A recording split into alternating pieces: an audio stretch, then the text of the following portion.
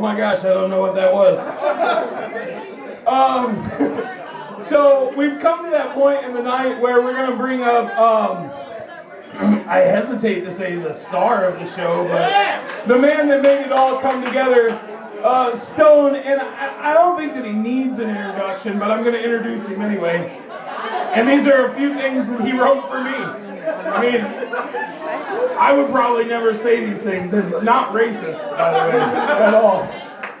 But Stone enjoys, like, long walks to meet his crack dealer. He loves snuggling on the couch with a very soft and good sense of loneliness. And despite the odor of cheese on this dude, he's a pretty funny mofo. Ladies and gentlemen, put your hands together for Stone. Not racist. I specifically cleaned all the cheese. Thank you guys for coming out tonight. I really appreciate it. I'm glad you all gathered here. I'm going to get straight to it. There's important shit going on in the world right now, and I'd like to have all your attention, all right? We can get to funny time later. Let's talk about what's going on really in this world, people.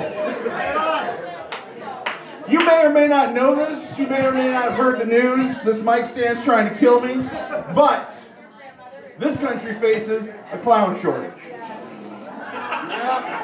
That's true. An absolute true fact, a shortage of clowns in the United States of America.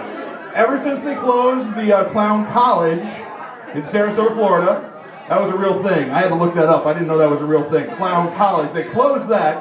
They haven't been training enough new clowns. So throughout the years, clowns are retiring, they're not clowning anymore, some of them pass away, and there's no new clowns coming up to replace the clowns that are leaving. So we have a clown shortage in America. Land of the free, home of the brave, clown shortage. Ladies and gentlemen, I don't know about you, but where I come from in my neighborhood, what we call a clown shortage is what I call a pretty good fucking start. Now we just need to get all the rest of the sons of bitches, round them up. We don't even need a bus or a truck. You fit 60 of them in a little fucking car. Get those sons of bitches. We'll start with the circus clowns. We'll get the fucking birthday balloon clowns. And we'll get the fucking rodeo clowns. Round all those guys up. And we'll take them to a nice little summer camp. I'm not one usually for hate crimes and genetic cleansing and shit like that. But you have that much grease paint on you. Seriously. Since John Wayne Gacy, has anyone ever been happy to see a fucking clown? Have you seen a clown come towards you and been like, oh gee, it's jolly time? No, you're like, shit, we're gonna get molested. It's gonna be bad. Yeah, I mean, and I round them all up, man. I mean, Ronald McDonald, put that motherfucker on a $1 meal diet for a month and see what happens. The only thing that I can think of with the clown thing that might actually work out, you can make like a pay-per-view out of it if you do this, is we take all the clowns, and you know there's the rodeo clowns, right? They're actually, if there's a type of clown I like, it's the rodeo clowns. Because in rodeos, what they do is they take giant fucking livestock and chase clowns with them. It's fucking awesome. It's not great for the horses or the cows. It's awesome for clown watching. So we take the rodeo clowns, have them train up the birthday and the circus clowns, and we start like a clown gladiator program. You know what I mean? We put clowns in the cage and see who comes out, man. 2 clowns enter, 1 clown leaves. Just whipping the shit out of each other with rubber chickens and fucking giant shoes. It'd be great. I can see it now. It'd be like, are you not entertained?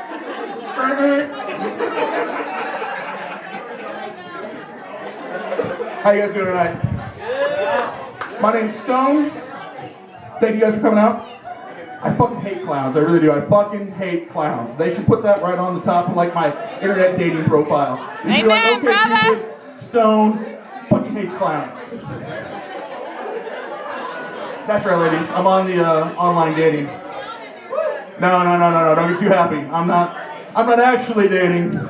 I'm just on the online dating. I'm what you call semi-retired now from the dating world. That means I haven't given up completely. I'm just taking a short break. I had this thing happen to me. I lost a tooth this year, like lost like a permanent tooth, not like a baby tooth you get like a quarter for. No, I lost a fucking tooth. It's gone. Show us your hole! And it's up front too. It's my personal, fuck you, Mike Stan. It's my personal karma. Right there, see it? I can go on. Just an empty fucking gaping hole right there. So I haven't gotten replaced yet. And since 90% of like my game is all like conversation and hanging out and making jokes, gotta have to get the fucking tooth replaced before I get back in the game. It's amazing how it affects that, dude. I'm not gonna lie to you, it's the most embarrassing thing that has ever happened to me in my adult life.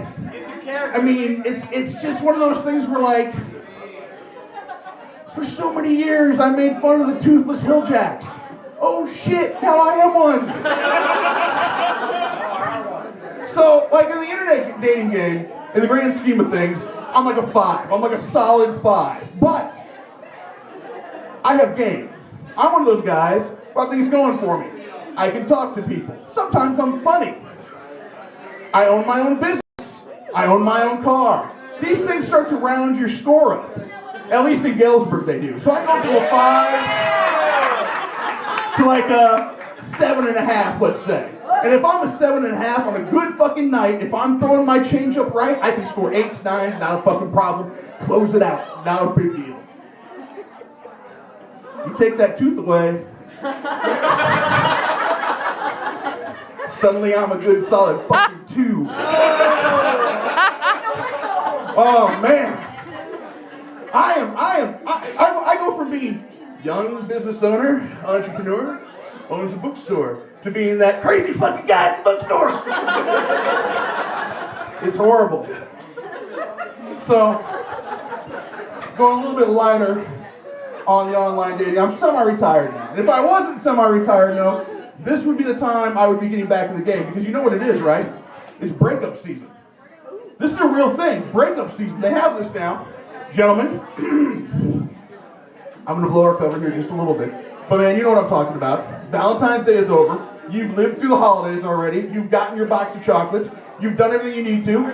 Time to ditch her and trade up for summer. These aren't my rules. I don't make this up. This is just the way the game's played. You can follow my Facebook. See? I told you I'm going to give away a little bit, just a couple secrets here and there, all right? Who are you? So, not only is it breakup season now that's after Valentine's Day, I was actually playing poker with a guy last week, and this is a true story. Broke up with his girl on Valentine's Day. Now, wait a minute. First of all, I'm not going to get into details, but let's just say she had it coming. But seriously, like, can you imagine how pimp that must be? Can you imagine being like, she what? What? Oh my God. Holy shit. Oh my. And fucking next week is Valentine's Day. Excellent. Just once in my life, I want to have that breakup, all right? I don't do breakups well. There's a lot of crying. It's usually me. But I want to show up, and I want to, like, do the whole thing and have, like, the box of chocolates and, like, you know, the tux, and just be just completely slicked back and pink to the max, and hand her the box of chocolates and be like, there you are, darling. Have her open them and go, why, it's just empty with a bunch of crumpled wrappers. Yes. It's empty like your fucking soul, you harlot!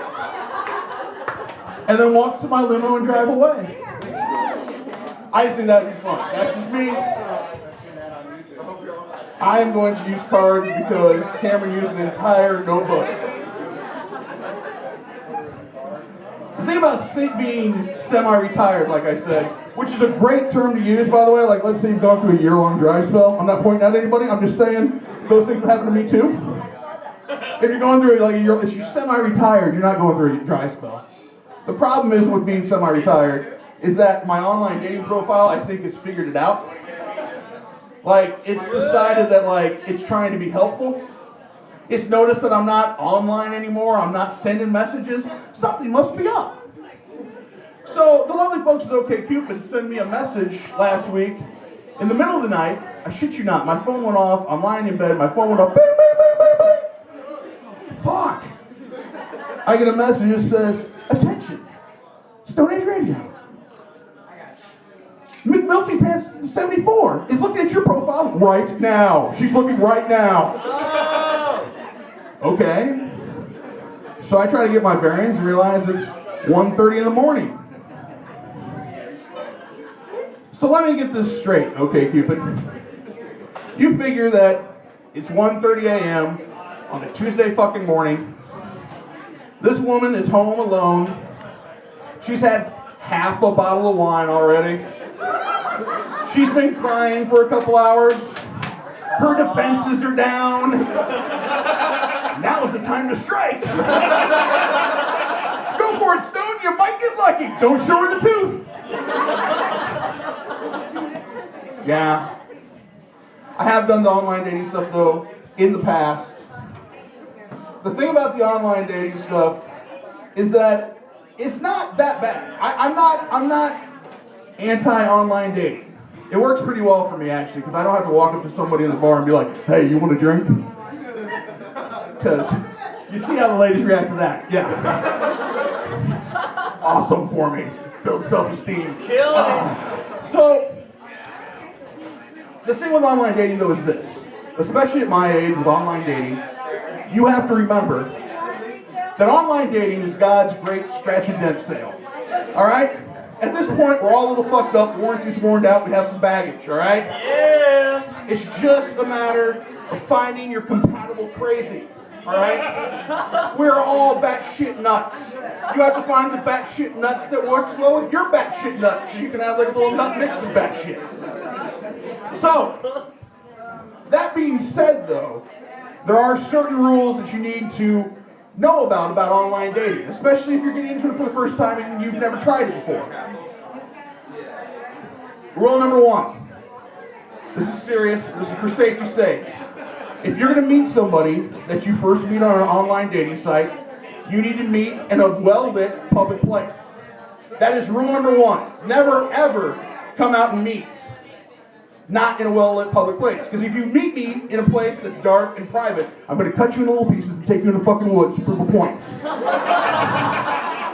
That's not because of anything you did or because I want to cut you into fucking little pieces, but people have to learn.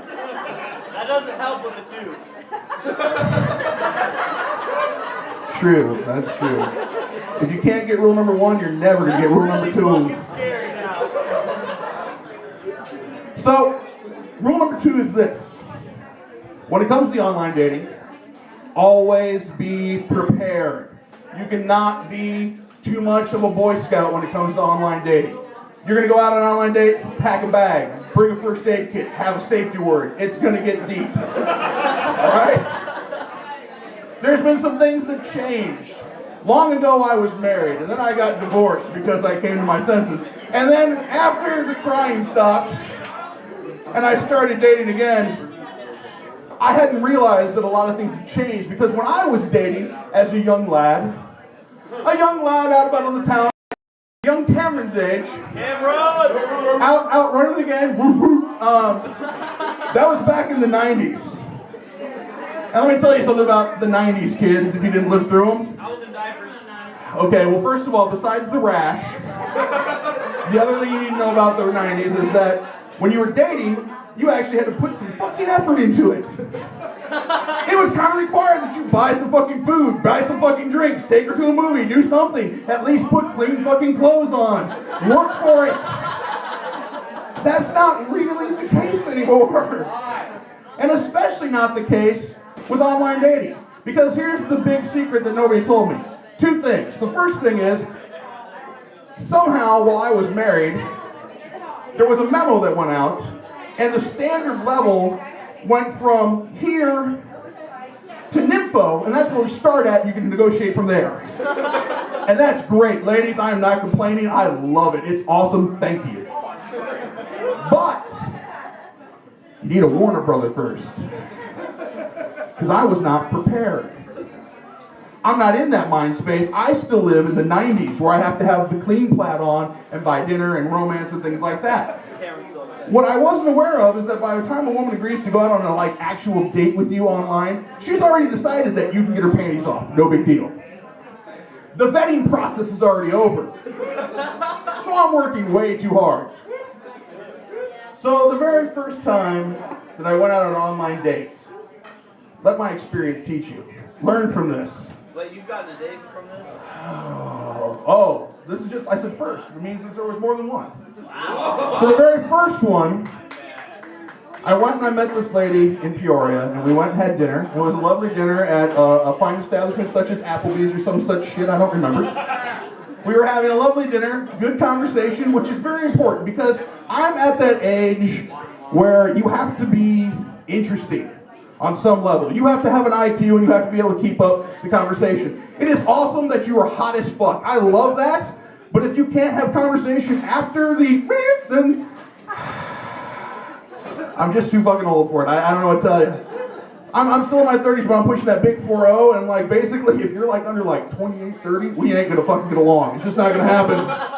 I've tried it. I have. I am thankful for their efforts, but you must be at least this smart to ride the stone, and you have to fucking have some priorities. Actually, man, the older ladies, let me tell you something. They're willing to impart some knowledge on you. See? Watch yourself for the Kugels, gentlemen. It's crazy. Also wasn't prepared for that, but that's a different story for a different day. So we're at the first date, and she's very interesting. She's very nice. She's a little bit on that. You know how I'm a 5? Used to be a 5 before the tooth. The thing about being a 5 is that 2s think they have a chance with you. Okay, first of all, don't get real judgmental on here, all right? They're trying to double. Everybody's had a bad night. How many Long Islands I've had every once in a while? I might slum with like a half. Fuck you, don't judge me. You don't know me. Fucking white people. Jesus Christ. So, this girl that I'm out on the first date with, she's not really a 2, but she's like a 2 1/3. But she's very nice. This is the first date. I got to get back on the horse, right? So we leave dinner and we decide to go to a movie, which is always the dumbest thing you can do on a first date. Oh, here's an idea. I just met you. We're getting to know each other. Let's go someplace where we're in the dark and can't talk to each other. That'll be great, right? That'll totally score me some bonus points. In this case, though, it actually went pretty well. Got to the movie, paid about $30 for tickets and popcorn and everything else. Go and sit down in the movie. Don't remember a damn thing about that film. Don't know a damn thing about what happened. She apparently decided I was very interesting in the movie theater.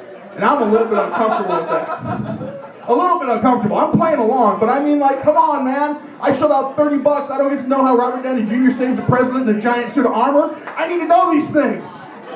This is important to me. Take my needs into consideration. So, after the movie's over, and I get most of my clothing together, we head out, and the second major mistake I made was that, we took her car to the movie theater from the restaurant. And I know, ladies, you've seen this after-school special before, but nobody warned me. I'm not used to being in a position where a woman can strong-arm me into a bad situation, but she's been doing a lot of kegels. So, we get back out to her car, and we get to the restaurant, and it's on. And it's on like the proverbial Donkey Kong, son. And I'm not prepared. I haven't stretched. I'm going to cramp up. It's going to be bad. I don't even know what to do. And like, you know, one of the most important parts in establishing a relationship is that first kiss. There's a certain chemistry and a certain pattern that's established by your first kiss. That's where the magic happens. Her basic style was something along the lines of,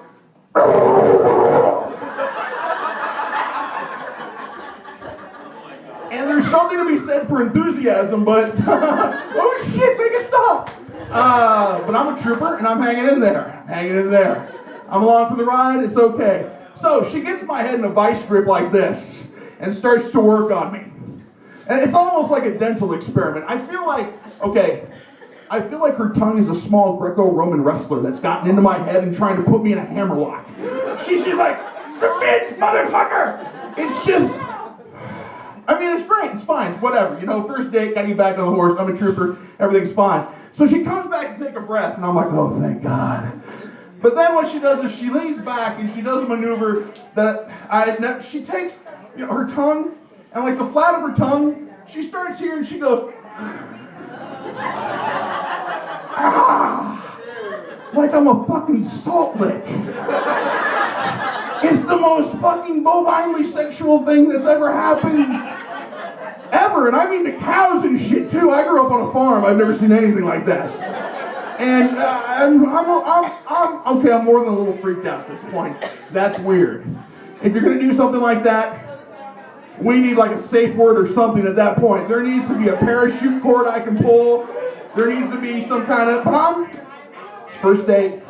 Back at it. Getting back on the saddle. I'm a trooper. She comes in again. And it's all I can do. I'm just trying to keep up at this point. And then she comes back and she says something about like, we could find a hotel room. And before those horrible ideas could start rolling through my skull, she did this again. And I'm bracing myself. I'm like, oh shit. Here it, oh!